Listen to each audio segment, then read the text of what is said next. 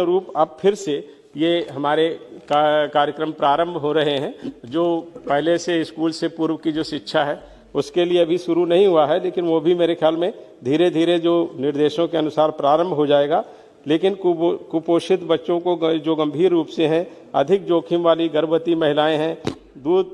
पिलाने वाली माताएं हैं, ऐसे जो स्तनपान करने वाली माताएं, इनकी गहन निगरानी का काम भी हमारी आंगनबाड़ी की कार्यकर्ता कर रही हैं। और उसके अनुरूप जो आवश्यकता होती है, जैसी हमारी सरकार की योजनाएं हैं या राज्य सरकार की योजनाएं हैं या ब्लॉक स्तर पर कार्यक्रम चलाए जा रहे हैं, उन सब में भी वो अपनी तरह से योगदान दे करके ऐसी खाद्य सामग्री जो कैलोरी और प्रोटीन की जिसमें मात्रा इस तरह की हो जो कुपोषण से बच्चों को मुक्त करे, ऐसी सारी व्यवस्थाएं और आहार भी उपलब्ध कराने का काम उन्होंने किया है और कोविड के दौरान भी किया है। कोविड में आंगनबाड़ी के केंद्र भले बंद रहे, लेकिन जो सरकार की योजनाएं आई कोविड। आंगनबाड़ी सेविका, सहायिका, मिनी आंगनबाड़ी कार्यकर्त्री हैं। आप सभी के लिए वीडियो बेहद ही महत्वपूर्ण होने वाली है। हाल ही के अंदर कुछ ऐसे कार्य हुए हैं, हाल ही के अंदर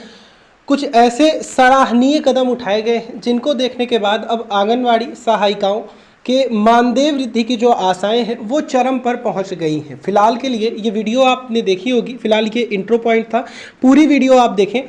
फिलहाल कोई भी डाउट हो कमेंट में लिख करके पूछें। अब ये अपडेट पूरा देखें। के प्रति जागरूक करना हमारे लिए एक बहुत बड़ी चुनौती थी। हमारा देश जिस तरह के 1 से 130 करोड़ की आबादी का देश है और उस देश में जहां पर आबादी का घनत्व तो बहुत कम है, वहां पर ये संक्रमण फैलने की बहुत बड़ी संभावना थी। लेकिन हमारे प्रधानमंत्री जी ने जिस तरह से पूरे देश को जागरूक किया और अलग अलग समय पर ऐसे निर्णय लिए और उन निर्णयों के अनुरूप देश में व्यवस्थाएं की, जिसके कारण कोविड-19 के संक्रमण के दौरान भी हमारे देश में कोई इस तरह की स्थिति नहीं आई जिसमें हमको ये लगे कि हाँ, हम स्थिति को संभाल नहीं पा रहे हैं या स्थिति हमारे नियंत्रण में नहीं है। स्थिति नियंत्रण में रही और कोविड के दौरान भी जो ऐसे जरूरी काम थे, वो कुपोषण को दूर करने के काम हो, महिलाओं के स्वास्थ्य के काम हो, बच्चों की मृत्यु दर को कम करने की बात हो, महिलाओं की मृत्यु दर की बात पर भी काम हुआ और उसके साथ साथ संस्थागत प्रसव भी हों। इन सारी योजनाओं के संबंधित जो भी जानकारियां हैं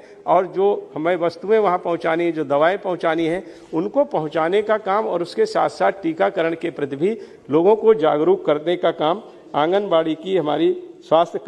कर्मियों ने किया है। और एक तरह से अब देखें, जो पहले जो आंगनबाड़ी का रूप था, पहले तो लोग आंगनबाड़ी के विषय में जानकारी ही नहीं रखते थे। अब तो 2 मंत्रालयों से सीधे स्वास्थ्य मंत्रालय की बहुत सारी योजनाएं भी आंगनबाड़ी केंद्रों के माध्यम से चल रही हैं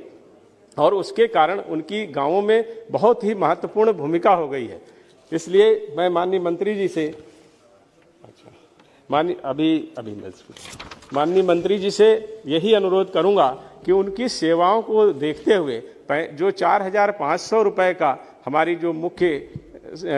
कार्यकर्ता होती हैं उनको मिल रहा है, मैं समझता हूं कि राज्य सरकार का भी उसमें योगदान होता है, लेकिन अपनी तरफ से आप अगर इस तरह का कोई प्राविधान करेंगी जिससे आंगनवाड़ी की जो हमारी सहायक बहनें हैं उनको कम से कम 10,000 रुपए तक का मानदेय अगर मिल सके तो ये एक बहुत अच्छा, उनके लिए एक तरह से एक अच्छा मानदेय होगा। और जैसी उनकी सेवाएं हैं उन सेवाओं के अनुरूप उनकी जो एक तरह से हम उनका जो सम्मान है वो सम्मान करने का काम करेंगे। इसके अलावा माननीय सभापति जी, जो मैंने शुरू में कहा कि ऐसे 4 लाख से अधिक आंगनबाड़ी केंद्र ऐसे हैं जहां शौचालय नहीं है, पीने का पानी 2 लाख से अधिक केंद्र ऐसे हैं जहां नहीं है, उनको भी उपलब्ध कराने का काम हमारी सरकार करे। ऐसा मैं चाहता हूं कि इस हमारे जो रेजोल्यूशन है इसमें ये संशोधन किए जाएं कि इनका मानदेय बढ़ाया जाए और आंगनबाड़ी के समस्त केंद्रों के अपने भवन हों, भवनों में शौचालय और पेयजल की उत्तम व्यवस्था की जाए। उसके साथ ही साथ जो वो काम करती हैं वो गांव-गांव में जाने का काम है। अगर उनको अपने जो भवन के साथ साथ जहां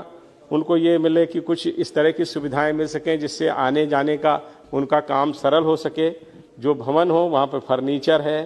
अन्य दूसरी जो सुविधाएं हैं वो उनको मिल जाए, लाइट है, ये सारे कामों को हमको करना चाहिए। साथ ही साथ मैं एक हमारे साथी ने एक मुझे ये पत्र दिया है, तो उसमें भी मैं कहना चाहूँगा, ये हालांकि राज्य सरकार का विषय है, लेकिन माननीय मंत्री जी हैं तो उनके संज्ञान में मैं लाना चाहता हूँ कि जो आंगनबाड़ी केंद्रों पर जो CDPO होती है ब्लॉक स्तर पर, वो ऐसा उन्होंने बताया है कि वो कुछ जगहों पर घूस लेने का काम भी करती हैं। 2000 रुपया ऐसे उनके मानदेय से ले लेती हैं। हाँ माननीय सभा, हाँ, अच्छा, इस तरह का घूस लेती हैं, तो भ्रष्टाचार के पर भी लगाम लगे। और निश्चित रूप से जैसा उनका काम है और जहाँ से वो निकल करके आती हैं, जिस तरह के कामों को करती हैं, तो इसकी संभावनाएं तो हैं, और इन संभावनाओं को देखते हुए भ्रष्टाचार